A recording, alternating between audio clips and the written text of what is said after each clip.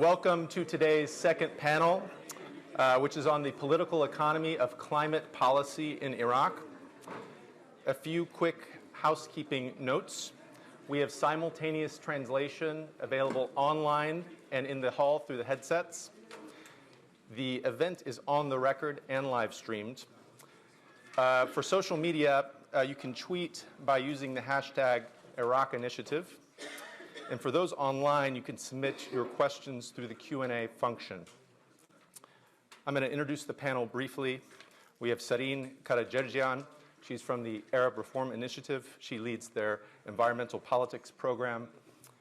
We have Sama Al-Muqdadi. He's a climate expert and a water expert with Relief International, as well as with IRIS. We have Glade Alan with Chatham House and their environment program. And last but not least, Turhan Al-Mufti. He's the advisor to the PM on water issues.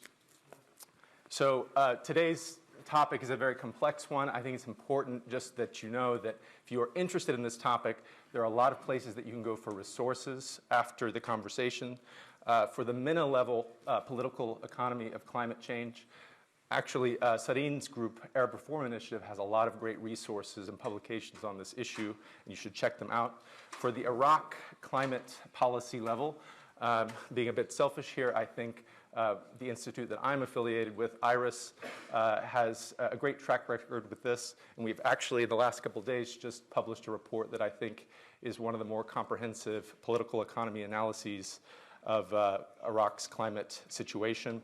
And then for scientific papers, for those of you who really want to nerd out on this, you have scholars like Sama and some of his colleagues who have published extensively on this issue from a more scientific perspective. So let's get to going with the questions. I'm going to start today with Sareen.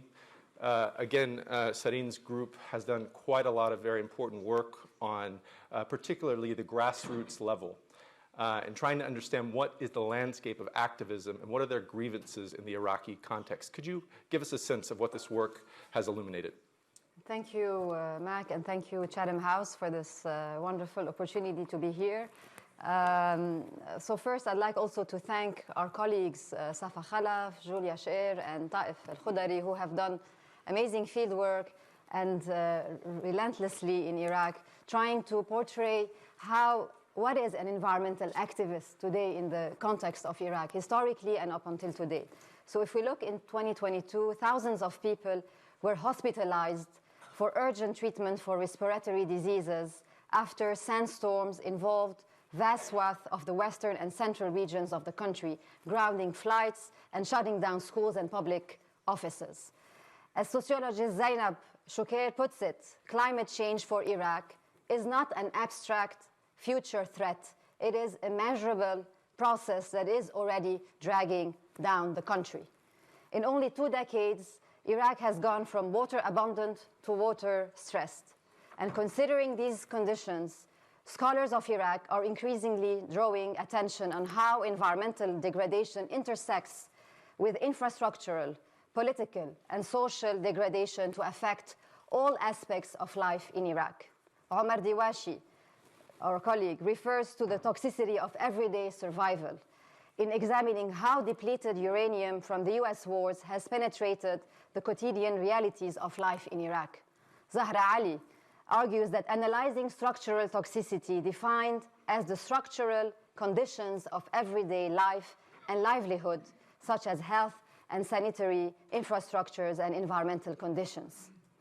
When we think of environmentalism and environmental mobilization, as you mentioned, Mac, the actions and identities that naturally come to mind are the activism or the advocacy efforts of civic actors who self-define as environmental activists, climate activists, or human rights activists concerned with the environment. We've actually published a piece by Safa Khalaf last year, so I would urge you to go back to our Arab Reform Initiative website.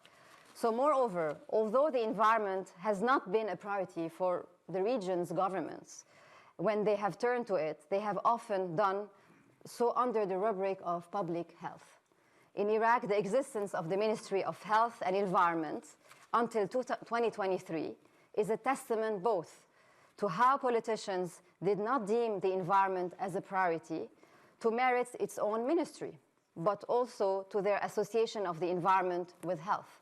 Even after the two portfolios were split ministerially in 2023, the relevant parliamentary committee is still called the Environment and Health Committee. So in October 2019, if we look back, the largest protest in Iraq's history erupted. Hundreds of thousands took the streets and squares across the country, where they persisted for months in the face of ferocious violence by the regime that left around 500 protesters dead and over 20,000 injured in the first 6 months. Thawrat Tashrin can also be seen through another prism. In addition to its more familiar political and social dimensions, the uprising can also be seen as an ecological rebellion. As Regine Shahakian argues, young protesters across the regions, sects and ethnicities demanded clean water, organized to clean city streets, and asserted they were creating an alternative green zone in Baghdad.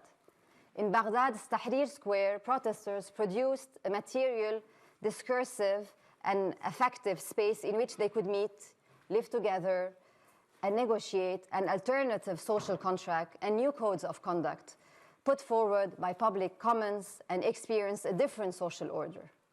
And when a UN official expressed grave concerns over threats of closure of roads to oil installations, causing billions in losses, protesters responded with a mural depicting an oil rig, a raised middle finger, with the words, "Here is your oil world." As Sahakian states, the protesters' rallying cry, "We want a country," is first and foremost a demand by Iraq's youth for sustainable future. We can continue later if I have the time, but yeah. Thank you, Sarine. I think the idea of an ecological rebellion just shows how salient environmental issues are within the Iraqi political space. It's no longer outside of politics as it was perhaps in the first few years after 2003. Dr. Torhan, we'd like to move to sort of the government's perspective on this issue. Obviously, Prime Minister Mohammed Shia Sudani has, in his public statements, given a lot of support for climate change efforts. And certainly at the level of rhetoric, there's no question that this government has put a kind of shining light on the issue of climate change. But what I'd like you to try and do is give us a sense of the reality. What is the government actually doing on the ground to affect some of these visions, and what progress has been made? Thank you very much for this opportunity. First of all, I would like to give some brief about what's going on as a climate change in Iraq. You know, in Iraq now, we're suffering from desertification. Until now, we have about 30 million dönum, it's suitable for agriculture. We're afraid with next 10 years, it will reduce to 10 million dönum. The other thing that we have is the rainfall line, which that means all area north of this line can agriculturing with rainfall, not using water supply. It's start to shift toward the north about 90 kilometers. It was, if the people know geography of Iraq, it was in north of Dus Khurmata. Now it is south of Erbil.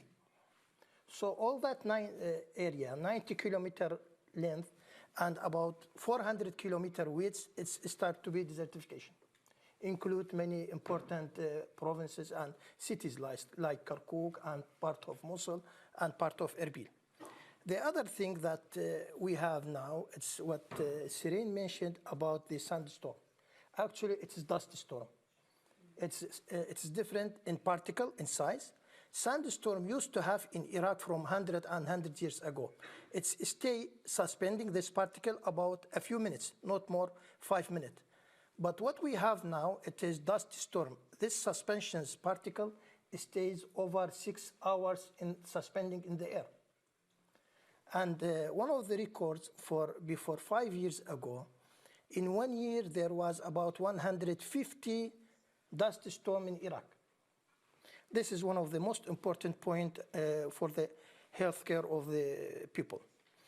The other thing that we have now, it's about the air pollution in the mega cities like Baghdad, Mosul, Basra, and so on. What we did as a government against, or to, let me say, to rebuilding the environment.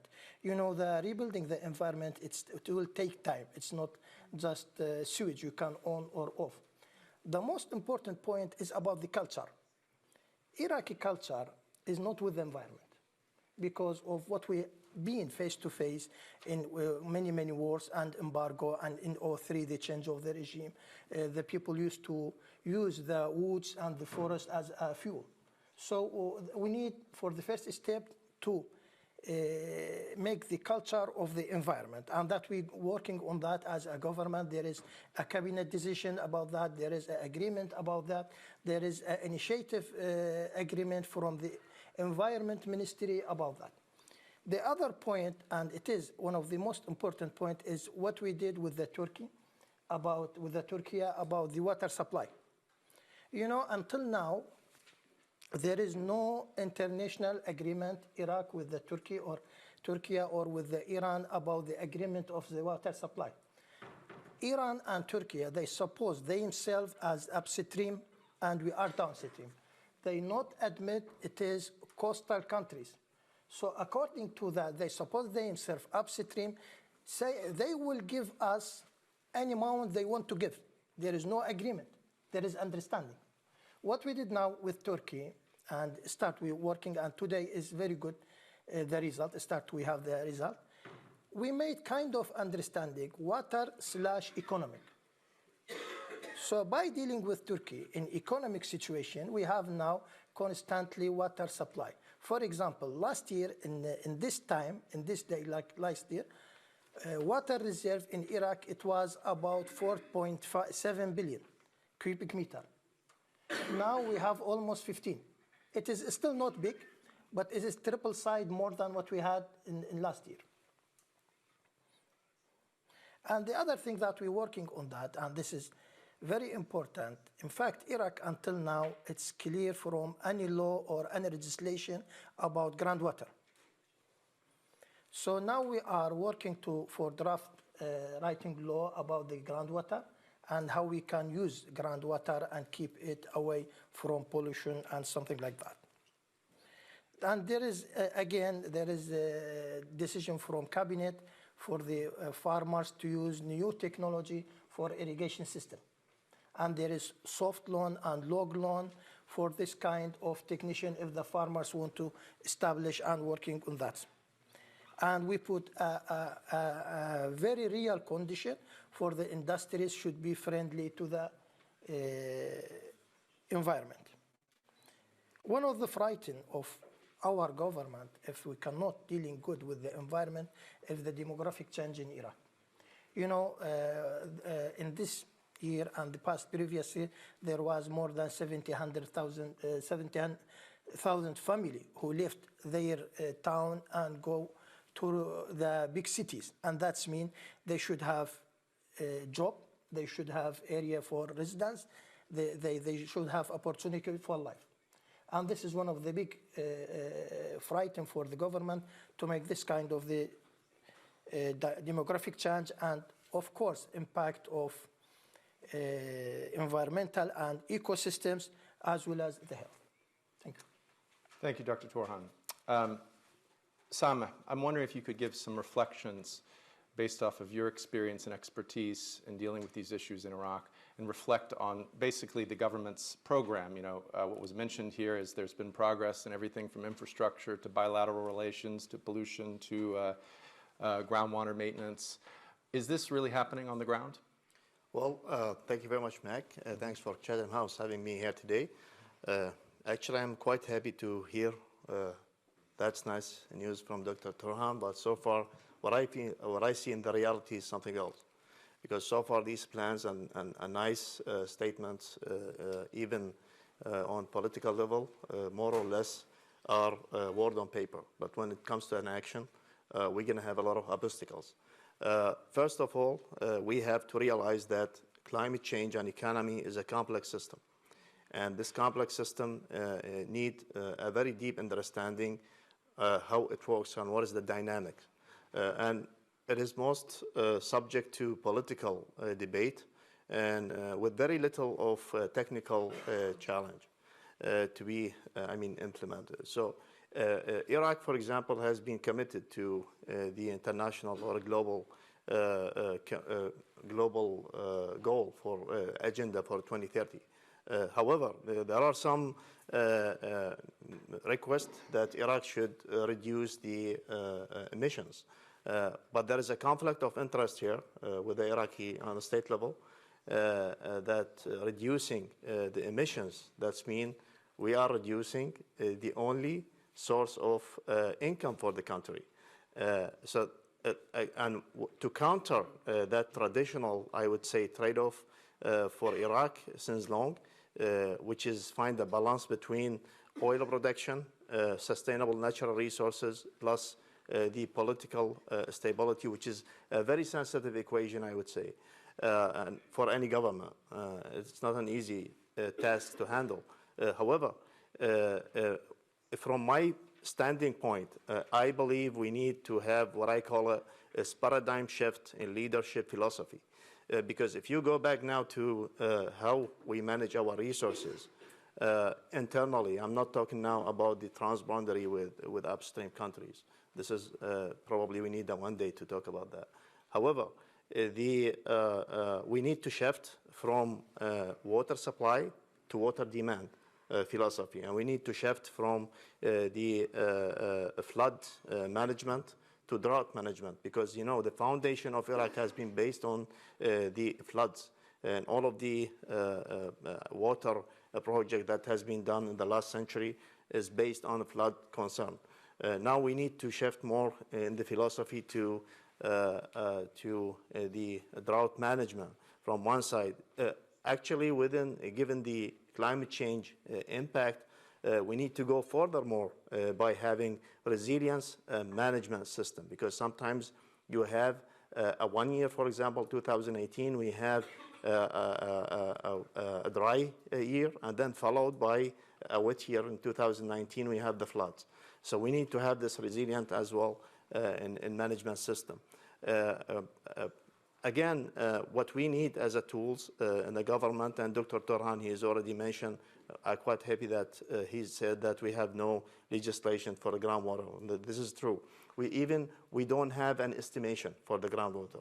We are abusing our resources by drilling wells, and these wells in a random way, and we don't have really estimate how much that we should really invest in that direction of groundwater.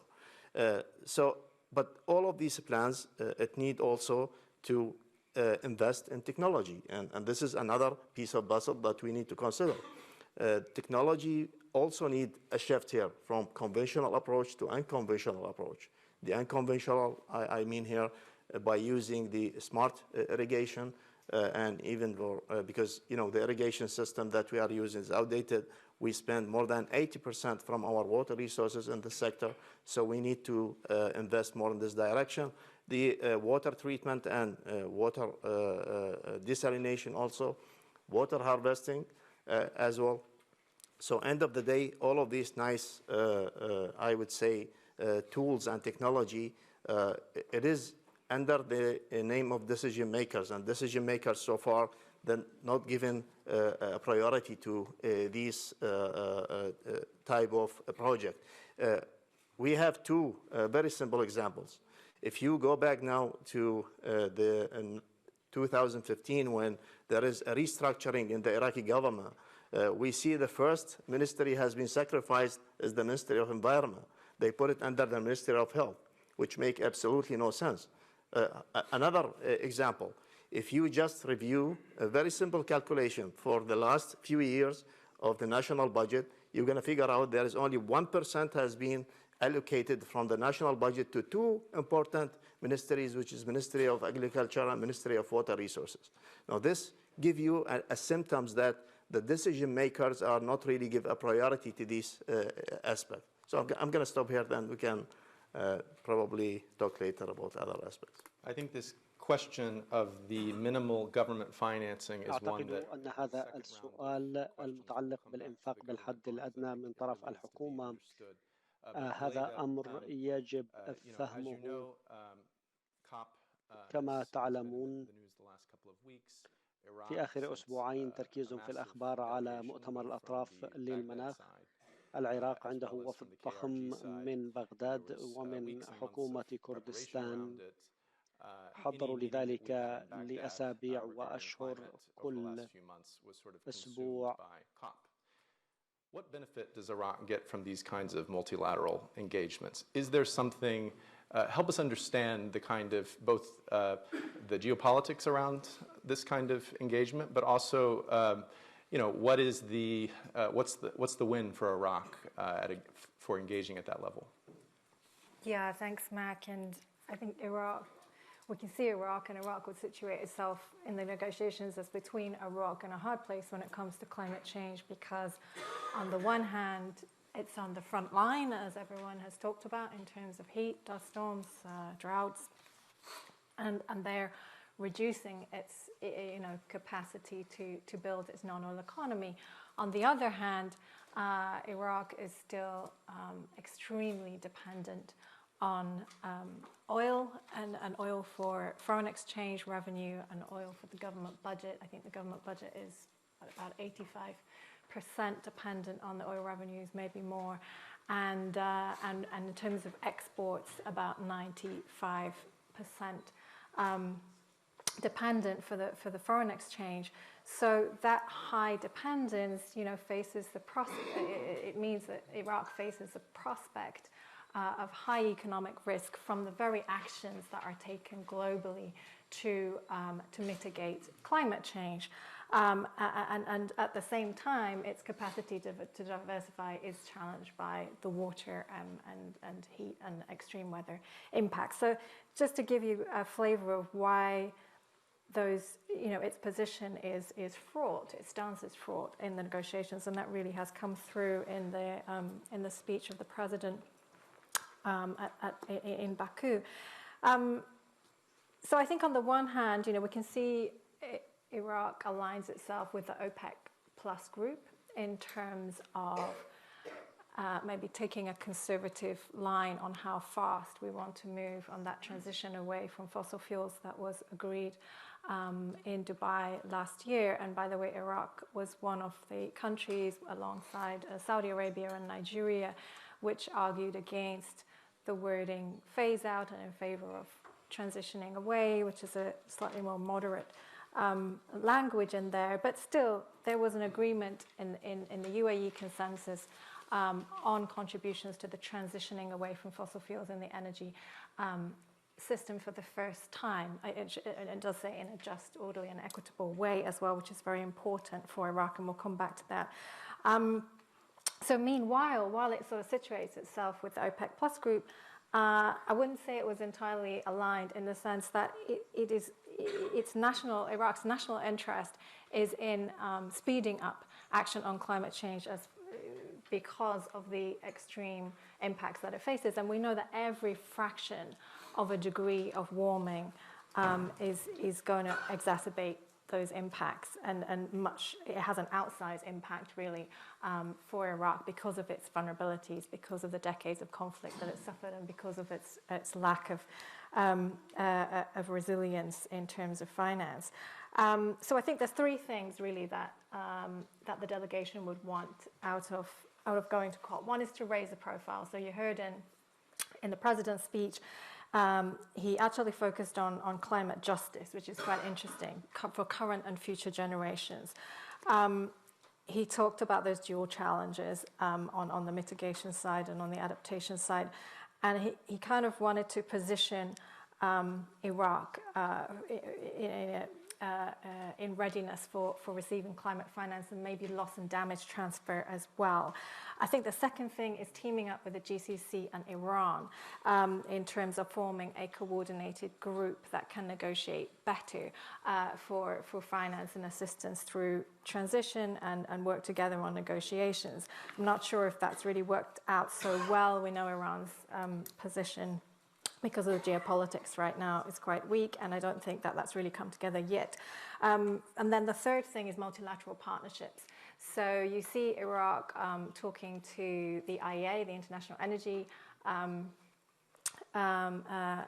Agency, in terms of a partnership on the energy sector and efficiency and transition. You see it talking to the EU, the multilateral development banks, the Beyond Oil and Gas Alliance. It's really eager for those just transition partnerships that some other countries are now working out. So those are the three things. I think the KRG presence is also interesting. They've sort of more stressed their water woes, but also the need to provide for displaced populations and refugees, the humanitarian edge. Thank you, Gleda. We'll do a couple other quick questions, and then we'll come to the audience for your questions.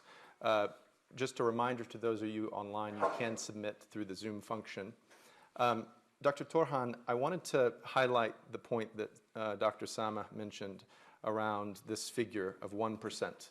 1% of the budget being directed towards Ministry of Agriculture and Ministry of Water. Now, whether it's 1% or 2% or whatever the actual number is really besides the point. It's not a whole lot of financing. And beyond that, what we hear in doing interviews across the government on this issue is that when it comes to implementing the kinds of water infrastructures that are necessary, even when the money is there, it's often, caught up in all sorts of bureaucratic issues, political issues, and so projects are still following this same kind of difficulty that always, presents itself in Iraq.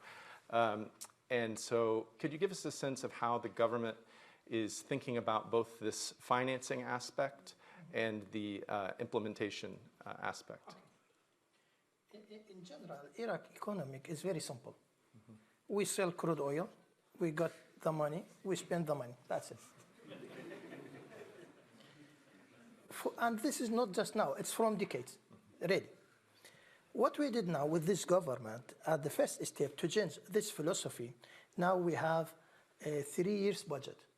Each government used to have a 1 year budget and year after year, and so that the project did not finish because they should stay after the end of the year for 3 or 4 or 5 months until we prove the new budget. So in the general, for the whole of Iraq, for the first step now, we have 3 years budget. This is a good point. The second point, if we come back to the budget of the Water Supply Ministry, what we did now to jump on this case, now we have a special fund for irrigation and water treatment and sewage water. We put in that almost about $3 million now, and it will rise up maybe 2 or 3 billion for next year. And this fund, it's especially take several thousand barrels of crude oil, per day for this, specified for this fund. So we're trying to make solution for this kind of projects, important project like environment and sewage water treatment and irrigation by this fund. Sama, I wonder if you have any reflections on the financing aspect, and then also I'd like to come back to a point you made about the data landscape. You were mentioning that for groundwater, we really just don't have a lot of data. And I think across the sectors when it comes to climate, the data is not very solid, and because of that, I've heard you mention, maybe quite provocatively in a few different conferences, that you don't agree with this number that gets thrown around about Iraq being the 5th country most affected by climate change. And I just would like you to give us a sense of why that is. Well, first of all, the 1% for both ministries combined. That's mean 0.5% for each, the Ministry of Water Resources and Ministry of Agriculture. With respect to this very fancy statement that Iraq is one of the top 5 countries is influenced by climate change, we have approved this is definitely is not the case. We are dealing with, at least in Iraq when it comes to the climate change impact, what I'm call it is the enigma of climate change narratives. We have at least 5 narratives when it comes to climate change. We have the state actors narrative, We do have the private sector narrative, which is basically the oil and gas industry. We do have the international agencies and civil society. We have public, and not least, we have the scientific community. So we should be rather careful when dealing with data like this, because each group, they do have different perception on climate change impact. And each narratives have different priority and challenge. So we are dealing with non-homogeneous system, and the high probability to generate misinformation. And if you go back to this statement, which is available in, by the way, the UNEP report, and it referenced under Hamid 2009. If you go back to the reference in this report, you're going to find out there is no citation under Hamid 2009. If you dig deep and go to the original publication for Hamid 2009, you will figure out Hamid is not the original source for this information. You go back to the original source, which is on the website. It's a commercial company. They're dealing with satellite image, and guess what? Iraq is not available, even the radar.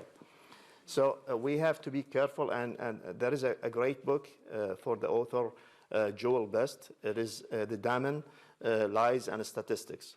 He is reflecting on this type of statistics, and in the page 90, he said, we should be rather careful when it comes to rounding numbers like 1/5, 1/4, because most probably this is either to regenerate or represent it, or even it has been manipulated to reflect the author objective, but has nothing to do with reality.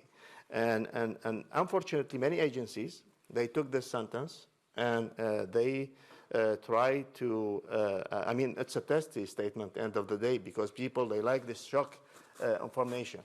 And they try to take this tasty statement to urge some local authorities to make an action, as well as to attract donors. And by this, it goes to the social media. And the social media, it has been digested by many activists. And these activists, driven by passion, and they promote it to local community. And by this, we have a snowball growing with the time, until the end of the day that the government, they treat it as a fact. Actually, we have to invest more in decent research, and we have to be rather careful when dealing with such a statement. And I remember one of the very nice statements for the Benjamin Disraeli. He is the former British Prime Minister. He said there are 3 types of lies. There are lies, dumb lies, and statistics. Yeah, I think obviously, Dr. Sameh, and I know you quite well from working on these issues over the years. Just to be clear, Sameh is not saying that climate change is not a problem in Iraq. It obviously is. But the data landscape and the kind of actual empirical work that's being done in the country is weak. And so making these kind of grand statements is often an opportunity for government actors to basically say the problem is climate change. It's not about the things that we're actually responsible for, which is effective water management, climate policy, and all the rest of it. So, so definitely a call for more research and scientific work in the Iraqi arena.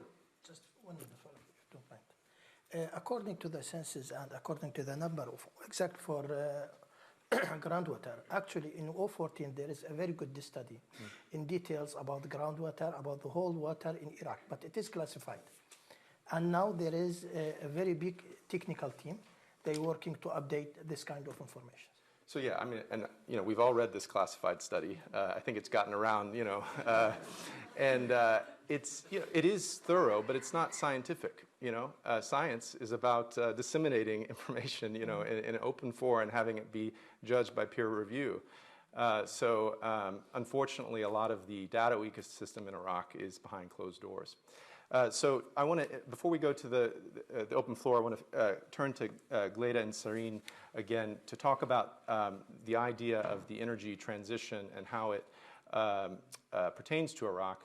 Gleda, we'll start with you. Iraq is, and you got into some of this in your opening remarks, but maybe we can just make a bit more of a finer point on it.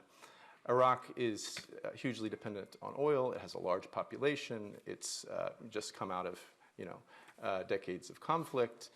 Thinking about a quote-unquote transition away from oil is very different than thinking about it in, some of the other oil-rich countries in the region.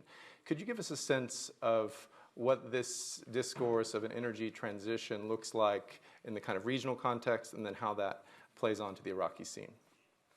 Yeah, sure. So we're looking at some, I think, as has been mentioned many times, we don't know how fast this transition is going to happen, but it is happening.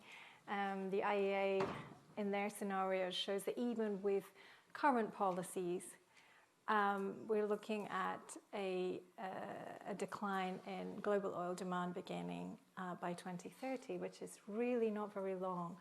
And in terms of preparing an economy like Iraq's, like Nigeria's, like Saudi Arabia's, like Venezuela's, for that transition, you need to start as early as possible. And domestic energy transition is one part of the picture. The other part, of course, is economic diversification, and they do link together. Yes, as you say, Iraq is in a unique position given its particular vulnerabilities. But it also has some opportunities as well. It has not, and it's probably controversial amongst many of you, but it has not developed the huge array of energy-intensive industries that you see in the Gulf countries in terms of petrochemicals and refining and cement and steel. And I realize that there are ambitions to go down that route, but it also offers an opportunity not to go down that route, because we're going to face oversupply in some of those industries, and also the constraint on exports, because when there is high emissions associated with those exports. So there's that aspect, the possibility to avoid some stranded assets. There's a huge potential. Of course, we raise it every single year in reducing flaring and methane emissions in Iraq. And Iraq has joined the major coalitions on methane emissions reduction and flaring reduction. And it has this ambitious target, right, for 2028 for zero routine flaring. That's extremely ambitious. I really hope it happens. It needs all hands on deck. At the moment, Iraq flares enough gas. I think it's been estimated that would power 3 million homes, or it's about the size of what Belgium uses every year. So it's a huge amount. That's first and foremost. I think there were these satellite data has shown these huge methane plumes. Again, methane being a short-term but extremely potent climate force coming from leakages in the piping. So there's a lot of possibilities to really deliver on emissions reduction and deliver on more resilient energy systems. And that's the final point, is that, as everybody knows, energy is not that reliable in Iraq. Besides tens of billions being poured into the power sector over the last 20 years, it really hasn't delivered results for the people. Therefore, is there a different way to go? Is more decentralized solar power, for example, a real possibility that actually makes commercial sense? I would say it would be, if the regulation and legislation is there to support that. Thank you, Gleda. So, Serene, I'm wondering if you could reflect a bit on Gleda's comments around the energy transition. But I know that your organization has done quite a bit of work on this idea of the just energy transition, which brings in the fact that whenever there's a transition of this kind, there are winners, there are losers, there are different power dynamics, and there are different impacts on vulnerable communities. And so if you could give us a sense of what this means at the MENA context, but also in Iraq. Okay. So yeah, going back to also what Gleda mentioned, this issue of just transition, there's no such thing as when we first organized several events and activities, whether in Iraq or even in Lebanon or Tunisia and Morocco, people were, what is this concept of just energy transition that you are telling us? What is this transition? And even in Arabic, تحول أو انتقال. They are two different words. تحول is a transformation, and انتقال is transition. So are we transforming our energy resources, or are we transitioning to cleaner electricity, cleaner energy, and accessible energy to everyone? So under this concept, this was very new. It's a concept that is, that has been established in the US in the early 80s by fossil fuel, workers who lost their jobs.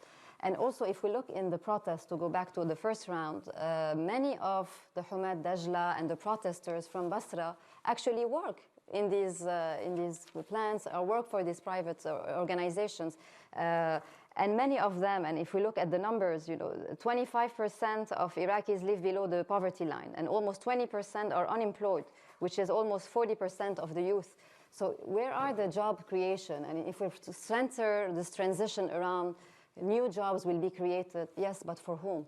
What type of jobs will be created? Will the local communities benefit from these jobs?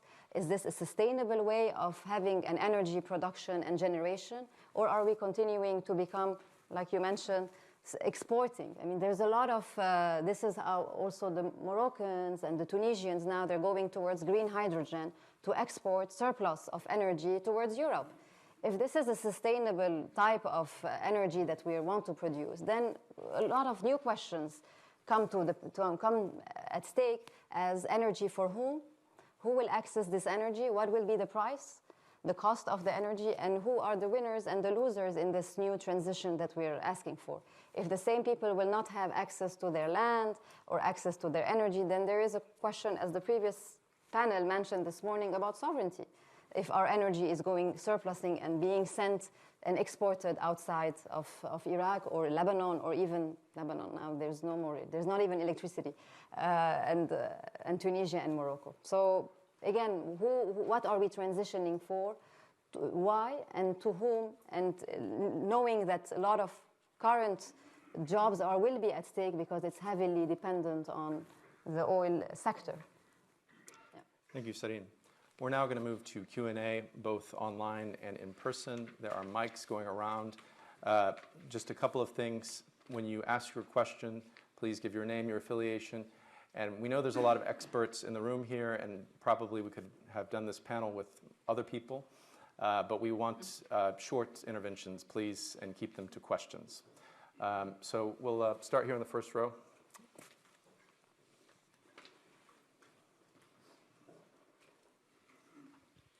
Thank you, Mark. My name is Aman Sharki. I'm a member of the Iraqi parliament. I'll give a brief insight of what goes on in Iraq in energy transition and Can you keep it to a question, please? Just a question. Okay. Yeah, please. So my question is to almost everyone on the stage is, do you think that the geopolitical arena of energy sector fight will let Iraq go mostly through this energy transition phase? And my second question is to Dr. Turan. Regarding minimal government financing, 3-year budget, from what I have heard, high percentages of this budget has not been spent.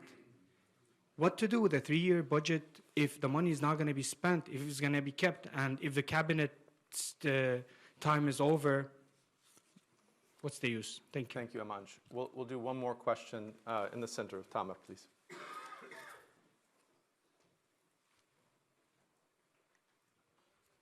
Thank you, Mac. Tamer Badawi, Peace Paradigms. I have this following question for Turhan and Sameh. So Iraqi political elites are deeply intertwined with the private sector, often aligning public interests with their own financial interests. To address Iraq's environmental and climate vulnerabilities, should we focus on designing environmental protection and climate mitigating initiatives that align with their profit motives, thereby incentivizing their support and engagement? So, I mean, basically, how can we mobilize the private sector for more climate and environmental related projects? Thank you. Okay, we will do another round here in a second. So we have a question about geopolitics and the intersection between geopolitics and the energy transition. Let's start with that one. Perhaps we could have Gleda have a shot at that. Okay, I'll give one angle on it. I think there is, I mean, I listened to a discussion that's available on YouTube with the multilateral development banks and some country actors, including Kazakhstan and Nigeria, on this issue of transition and transition finance. And there's a real interest from the banks in forming pragmatic and realistic partnerships to achieve this. So I think the will is there to try to build the conditions to attract in private sector investment. If you're talking about the question of gas power, then the World Bank is already in there. I think the need is for the conditions domestically to come and meet that halfway.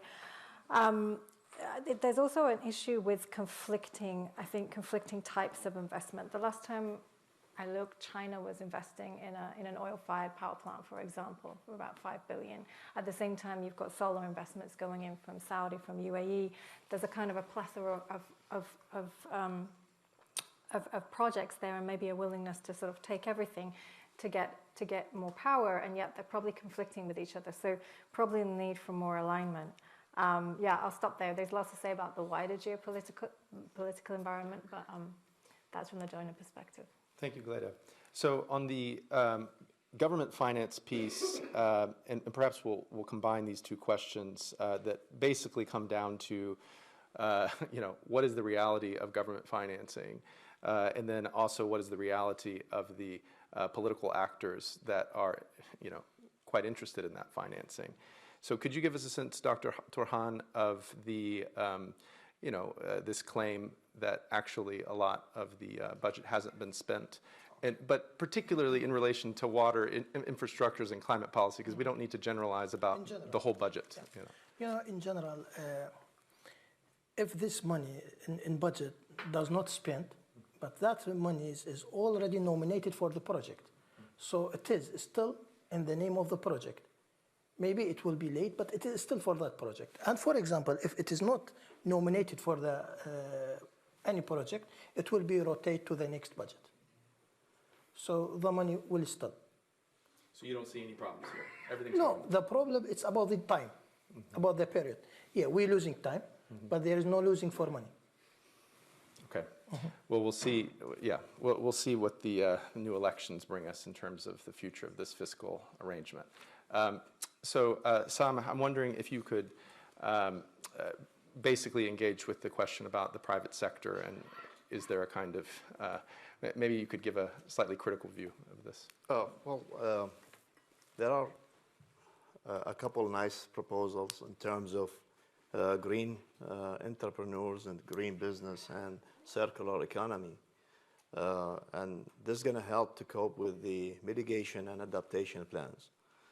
However, this is a very easy statement to do it on the paper, but when it comes to reality, it will be rather hard to practice. Why? Because we have different obstacles here. We're dealing with poor infrastructure. We're dealing with very fuzzy regulations in this aspect, and we also have no access to finance for this nice ideas. But at the same time, if we have a look on the progress, at least in terms of legislations, because one of the main issue for the foundation of the how to deal with the climate change as a new animal here is the legislations itself. We don't have the regulations to deal with that new animal. But what's happening is in the last couple of years, there is a nice concern from the legislation body. We work with them together to work to develop at least some nice ideas and policies. Probably Kak Amanji is one of them who has been involved with the energy transition policies. But the problem is, and this is for you as well, the technology nowadays is much faster than regulations. And this is what we should really bring them together. So whatever we invest in technology, we need to be sure that it comes hand in hand with regulations. And this is one of the key issues, I would say, in Iraq nowadays. Okay. We're going to do another 3 questions, but the first of the 3 will be one from online, so just try and remember it. So the question is, how does climate change impact women and girls in Iraq? كيف Women are affected يؤثر differently على than men, النساء because of their والفتيات roles in في family العراق caregiving, the والنساء بشكل responsibility to مختلف provide access to clean بالتأكيد water at all times. لعدة أسباب. And this is from Dr. Ilham. وهذا السؤال من الدكتورة إلهام. On top of that, أعني هذا كيف يؤثر التغير المناخي على النساء والفتيات في العراق. تتأثر النساء بنحو مختلف طبعا. شكرا معك وشكرا للمشاركين. يسار المالكي محلل الخليج في ميس. سؤالي لجليدا: سياسة الشد والجذب المتوقعة في ضوء التغير. You talked about the OPEC Plus contingent. I just want to know how their position will move, and also where would Iraq place itself in this changing dynamic? Thank you. Okay, Ra'ad.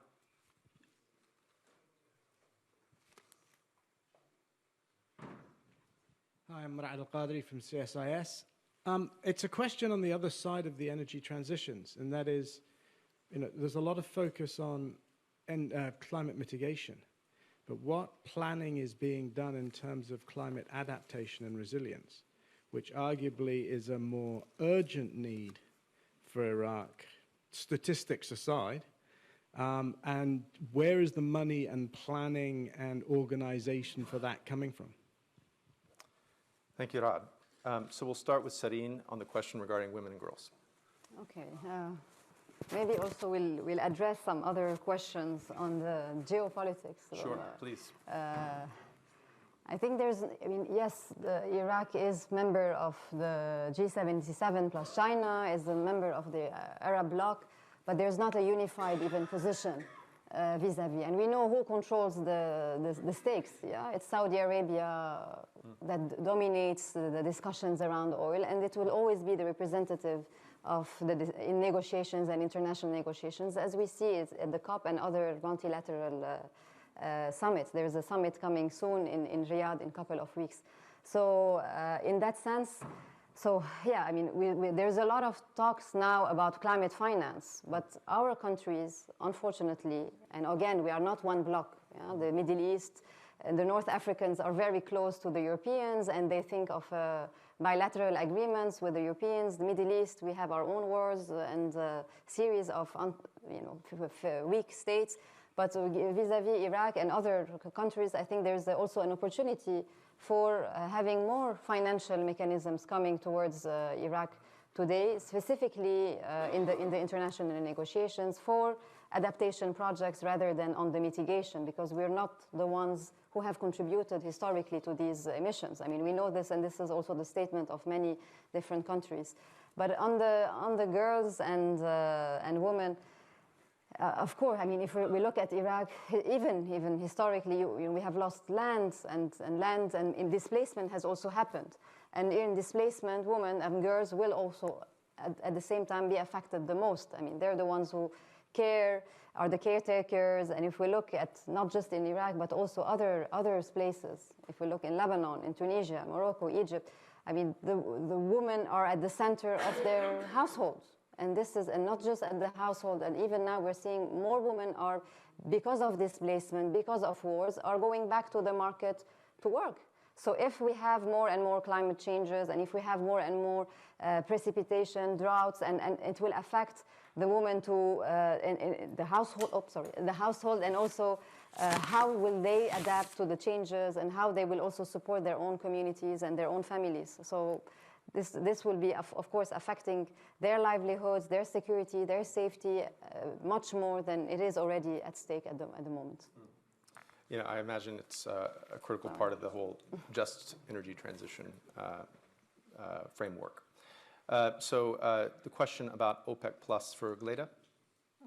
Yeah, good question. You can probably answer it better than me. But I think Iraq will continue to play in that non-aligned space. It will want to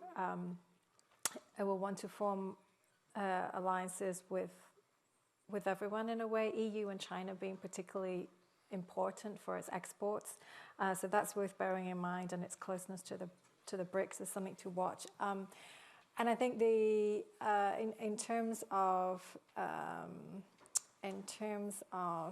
what happens with the U.S., of course, it's a big hit. I mean, it's really damaging for global action on climate change. Having said that, nobody quite knows how it will play out. Nobody knows if Trump will pull the U.S.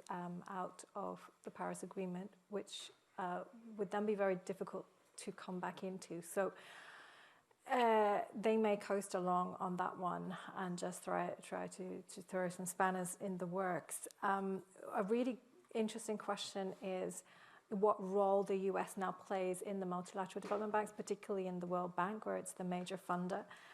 Does that diminish those possibilities I was talking about earlier for just transition finance? And then finally, I think that the partnership with the EU could be really interesting.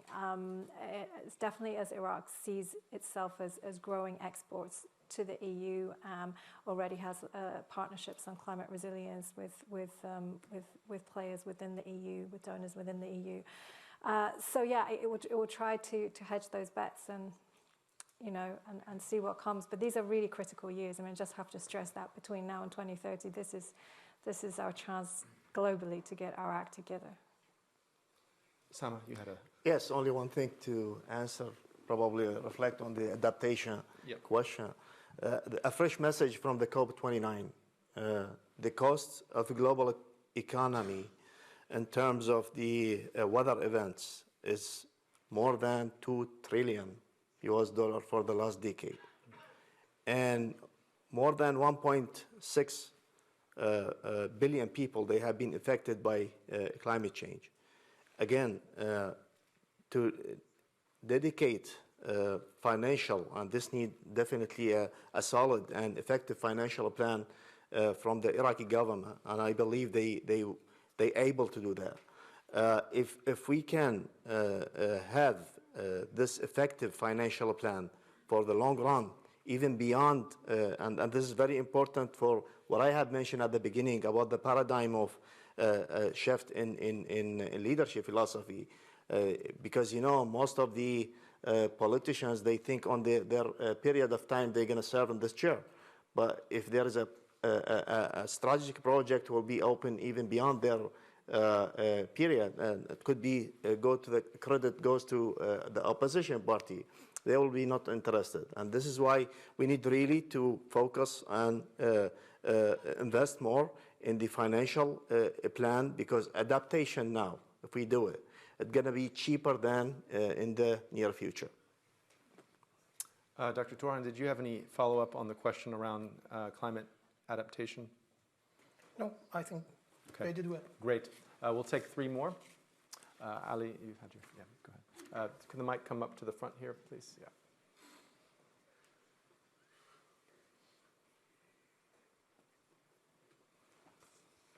Thanks, Mac. Ali Jack, PR Manager of Ruda. My question is to Dr. Torhan. Do you financially support the KRG in dam building projects? If not, what are your alternatives in terms of location? Thank you.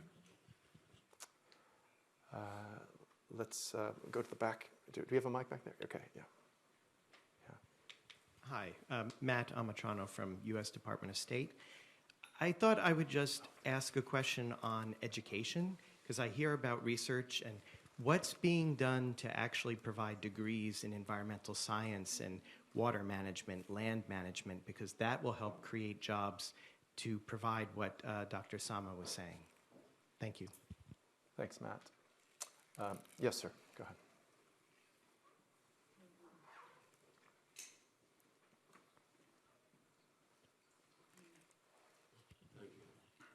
Thank you. My name is Hamid Al-Kifai. I'm an economist and academic. I have 2 questions, actually, regarding the environment. One of them regarding the shortage of water and desertification, which is caused by our 2 neighbors. Obviously, Iraqi rivers flow from Turkey, the main rivers, but there are rivers and tributaries flow from Iran, and they have been diverted, 40 of them, and that caused the lack of 30 billion cubic meters of water every year. And the Iraqi government, successive governments, not just this regime, the previous regime as well, didn't negotiate with Iran. To be fair to the Iraqi government, successive governments, that they have negotiated with Turkey, but not with Iran, even though 40 rivers and tributaries have been diverted into Iran. The second one is regarding gas flaring in the south. This has caused an environmental and health disaster in Iraq, caused diseases, cancerous diseases. Why the Iraqi government has ignored this huge problem, double whammy. It caused, a huge problem in the south, especially in Basra. Why they have ignored this problem and also wasted Iraqi wealth. This gas is burnt in the air and polluting the environment and causing health problems. Thank you very much. Thank you. Let's actually start in reverse and get to this question about gas flaring, because I do think it's important. Dr. Torhan? Okay, thank you. First of all, like what you said about the associated gas, now Iraq is produce about 60% from the associated gas. So it's about 65. So we still have 35% it's unused for producing power. We're going forward, maybe in next 4 years will be 100% useful for associated gas in producing power, especially in Basra. This is the first. The second question, it was about the dams in KRG. Dams issue is federal issue. So whatever or wherever there is rebuilding or repairing or for the dams, it will be federal issue. It will be from the governmental, central government budget. But there is kind of dams, like we said it in Arabic, hasidat al-miyah. That's a domestical issue. Even in most of the provinces, it's domestical issue. It's local issue, sorry. So the big dams like Dokan, like another dams, it's federal. And now there is several projects to repair and to fix these dams. So it's federal issue. Okay. Let's move to the question around education, environmental science, and this whole kind of, educational landscape. Sama, do you want to give it? Actually, it is an excellent question. Thank you very much for this wonderful question.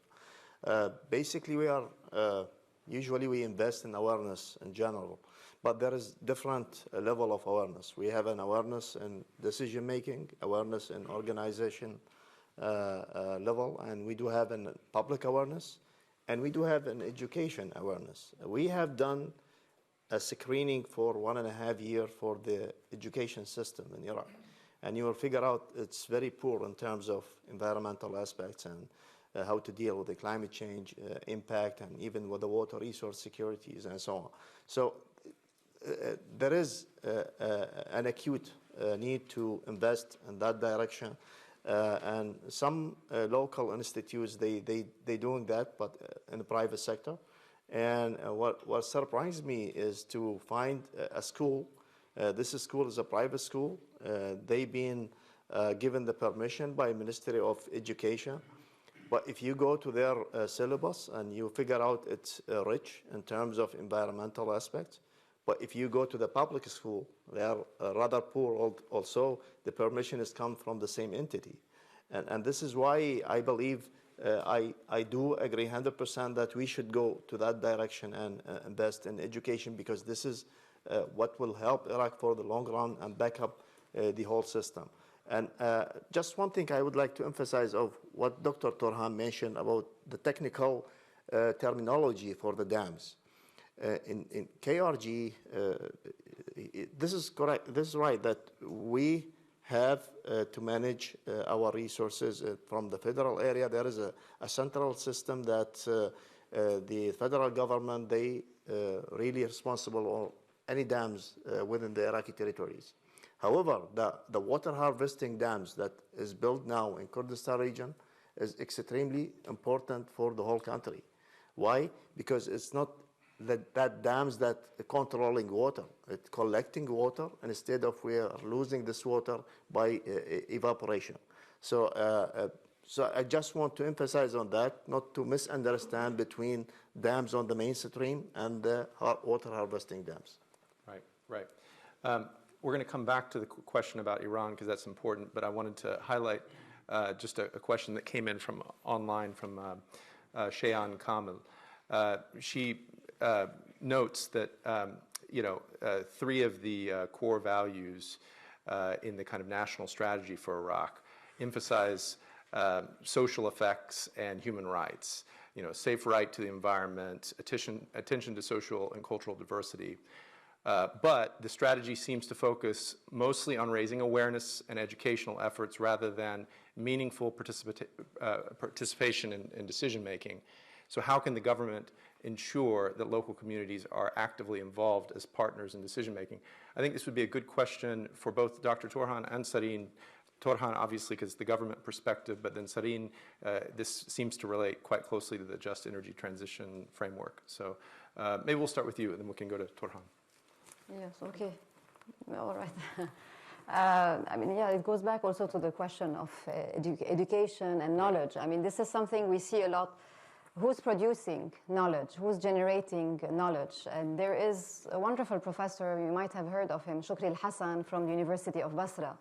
Maybe you've seen him on the BBC documentary as well. So there is a lot of voice. There are voices. There are a lot of young voices of people generating knowledge, trying in universities, in different informal sectors as well, to try to generate accurate repercussions of, as you mentioned, the gas flaring and what are their impacts on public health and the impacts on different communities and marginalized communities. But some of them, their voices are either shut down at the end or they are threatened in a way.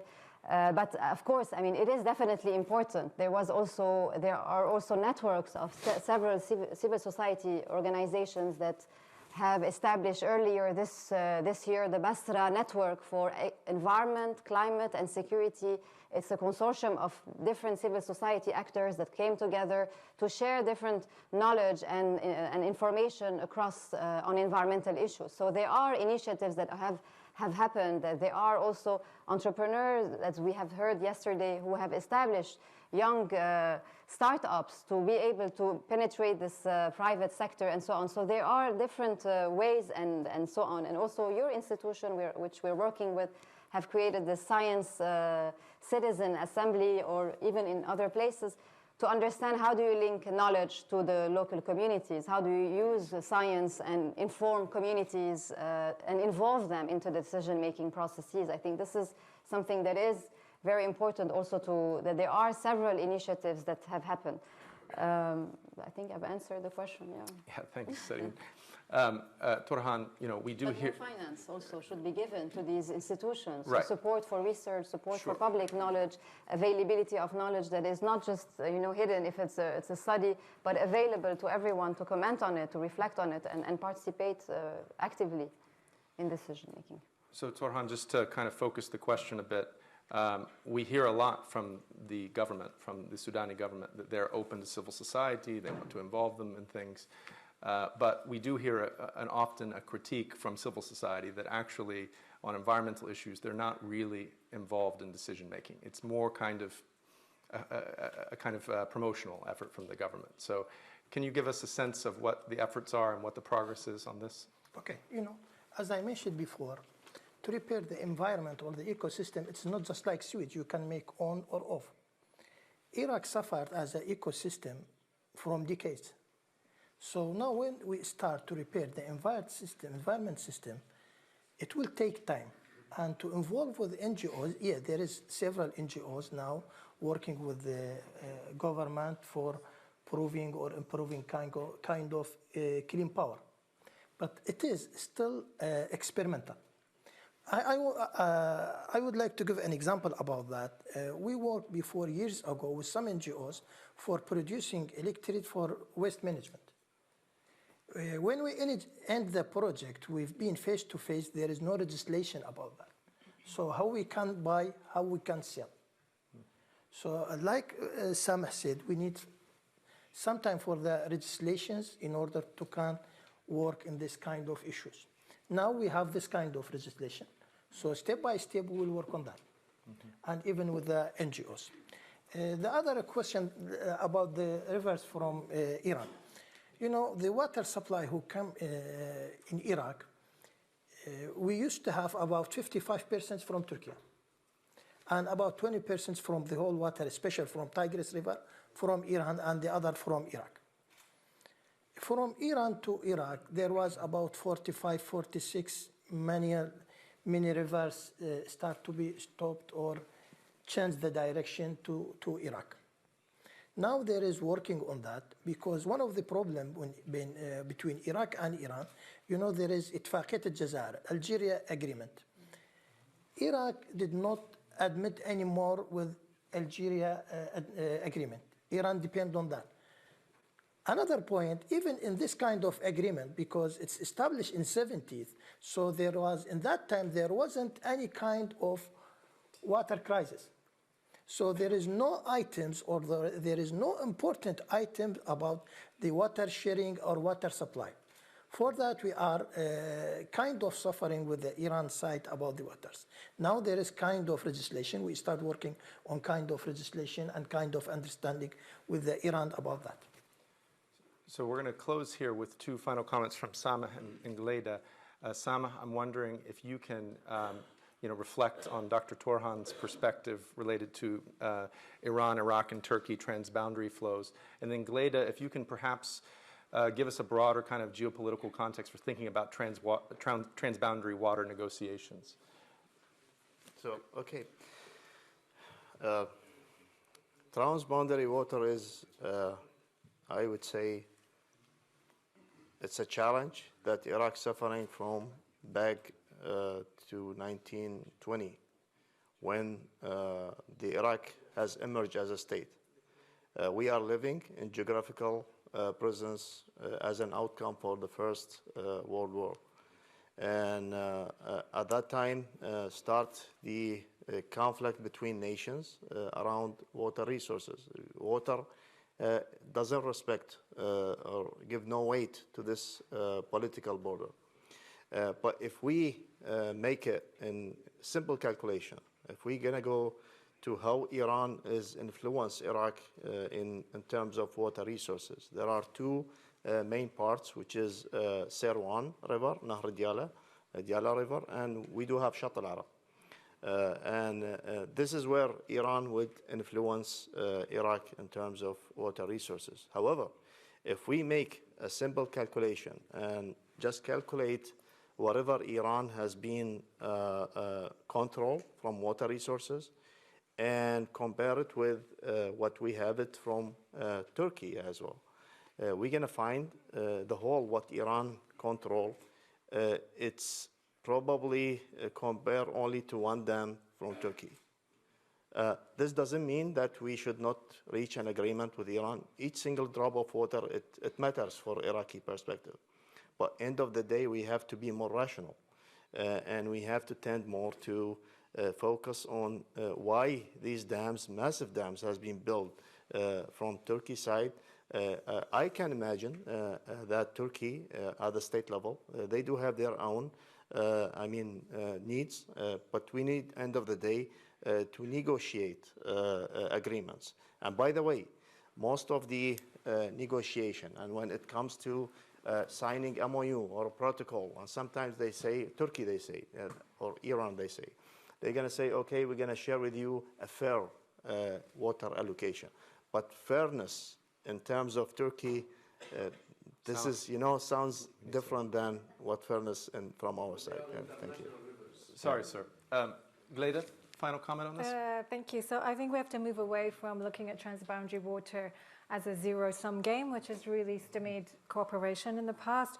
Every country surrounding Iraq should have an interest in a healthy river basin ecosystem and stability in Iraq, which will be deeply affected by the water flows. But so I think there's three things here. One is a few years ago in 2021 under Barham Saleh, there was a group of NGOs, consultants, who drew up the Mesopotamian Revitalization Initiative. I think that is sitting, gathering dust on a shelf somewhere, and should be revitalized because it does provide a good framework for looking at this on a regional basis and looking at development issues too that are connected with the river. Secondly, dust domes. So as have been mentioned, this is a real reason for the region to cooperate. So it's in the interests of the Gulf states, of Kuwait, of Saudi Arabia, of UAE to help invest actually in land revitalization and in restoring rivers in Iraq so that dust does not come and hit them harder. And there is some cooperation going on that front. And thirdly, I just want to mention land management. Our State Department colleague mentioned this earlier, so important for Iraq's diversification. 33% are employed in the rural areas, very, very different from the GCC countries, more similar to Morocco, if anything. And this is where Iraq can really help manage that balance of trade problem that it's going to run into with declining oil revenues in terms of lowering the food bill, which is massive at the moment.